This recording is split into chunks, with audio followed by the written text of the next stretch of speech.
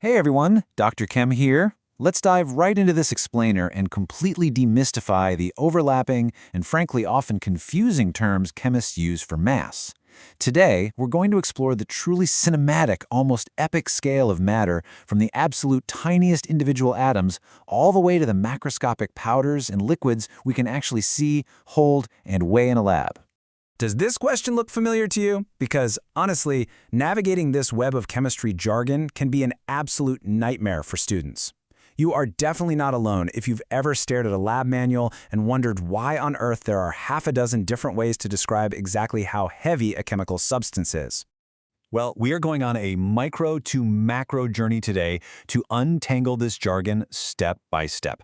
We're going to start by clearing up the mass versus weight technobabble, then unpack the microscopic scale, clarify the crucial difference between formula mass and molecular mass, cross the bridge to the macroscopic world using the mole, and finally wrap up by calculating average versus exact masses.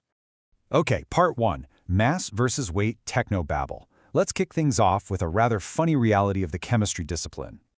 I absolutely love this quote because it hits the nail on the head. Chemists, well, we can be pretty sticky with our outdated jargon. Weight and mass are often used interchangeably by chemists, which, strictly speaking, makes it complete technobabble. In physics, right, weight depends on gravity, and mass is an intrinsic property. But in a chemistry lab, you'll constantly hear people say molecular weight when what they really mean is average relative mass. It's an outdated habit for sure, but to survive in a chemistry lab, you kind of just have to know that when someone asks for molecular weight, they are almost always asking for the mass.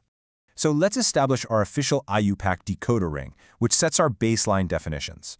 The International Union of Pure and Applied Chemistry is actually very clear on these terms. Notice how atomic mass and molecular mass both referred to the microscopic scale. We're talking single atoms or single molecules here.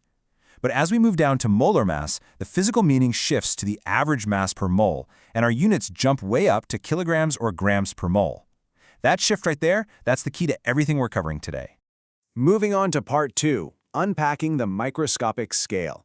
Let's really look at the atoms and see how this builds from the very foundation of matter. When you are looking at a single, completely isolated molecule or atom, you measure it in atomic mass units, or daltons. One atomic mass unit is defined as exactly 1/12 the mass of a single carbon-12 atom. To put that into perspective, 1 dalton is roughly equal to 1.66 times 10 to the negative 24th grams. That is an unfathomably small number, which is exactly why we use the atomic mass unit instead of trying to do everyday math with 24 zeros. Now, here's a really crucial point. The numbers you see on the periodic table, they aren't exact whole numbers. Why? Because they are weighted averages based on the natural abundance of isotopes. While protons and neutrons have a mass close to 1 dalton, elements exist in slightly varying forms called isotopes, which just have different numbers of neutrons. Take lithium, for example, which has an average atomic mass of 6.941. That's because it's a terrestrial average, blending the heavier and lighter isotopic forms of lithium found naturally on Earth. So whenever you look at a periodic table on a classroom wall, just remember you're usually looking at a weighted average. Part 3. Formula mass versus molecular mass. This brings us to a massively important distinction that trips up a lot of people. You know, you literally can't use molecular mass for table salt. Why? Because individual NaCl molecules don't actually exist. Instead, they form a massive continuous lattice. So we use the simplest ratio and call it formula mass. Molecular mass is strictly for covalent compounds, like water, where atoms are bound together into distinct isolated little packages. But ionic salts, like sodium chloride, form vast, repeating crystalline grids of positive and negative ions. Since there is no single molecule you can just pull out and weigh, we simply add the atomic mass of 1 sodium and 1 chlorine to get a formula mass of 58.5 atomic mass units. All right, part 4, the bridge to macro, moles. How on earth do we translate these unimaginably tiny particles into something we can actually weigh in a lab? Think of it like this. A mole is really just the chemist's dozen.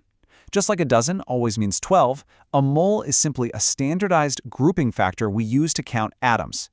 You would never go to the grocery store and ask for 36 single eggs, right? You'd ask for 3 dozen.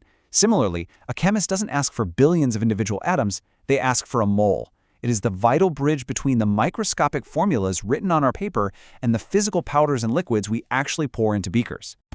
Enter Avogadro's number, 6.022 times 10 to the 23rd. This massive figure represents exactly how many entities are in one single mole. It acts as our proportionality factor. It is an unfathomably huge number, representing billions upon billions of particles. But if you have 6.022 times 10 to the 23rd atoms of carbon, you have exactly 1 mole of carbon. And here is the true magic of the mole.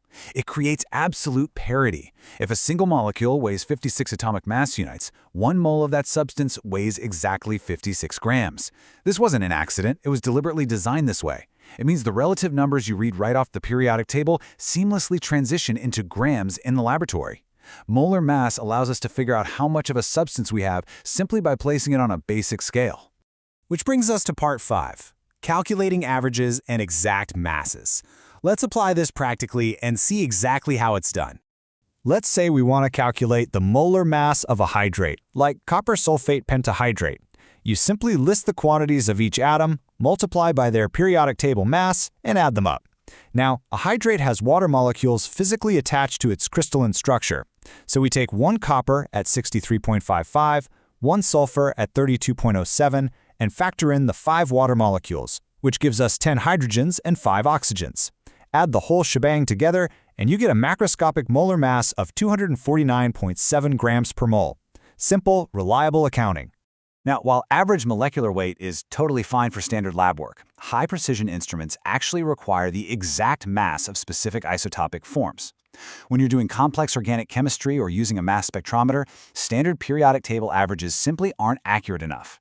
You see, a mass spectrometer measures the mass-to-charge ratio of individual ionized molecules. Because it's looking at single molecules, it sees the exact isotopes present, say specifically carbon-12 and chlorine-35, not a blended terrestrial average. A mass spectrometer brilliantly illustrates this by differentiating the exact mass peak at exactly 80.003 from the calculated average molecular weight of 80.514. The exact mass calculation uses perfectly precise numbers, exactly 12.000 for carbon and 34.9689 for the specific chlorine-35 isotope. Meanwhile, an average calculation uses the broader periodic table numbers. The mass spectrometer produces a sharp, distinct peak at 80.003, with smaller secondary peaks from molecules containing rare isotopes. This high-resolution data is an absolute game-changer, allowing chemists to determine the exact molecular formula of completely unknown compounds. So what does this all mean for the future? As our instruments get more precise and our fundamental constants are redefined, what new chemistry technobabble will we have to decode next? Actually, in 2019, the SI definition of the mole changed. The molar mass constant is no longer exactly 1 gram per mole. It's now 1.00000000105. I mean, for everyday lab work, it's totally negligible, but it just goes to show that our understanding of matter is always sharpening. Mass is a brilliantly complex property. So, keep that in mind the next time you step into the lab and someone casually asks you to calculate molecular weight.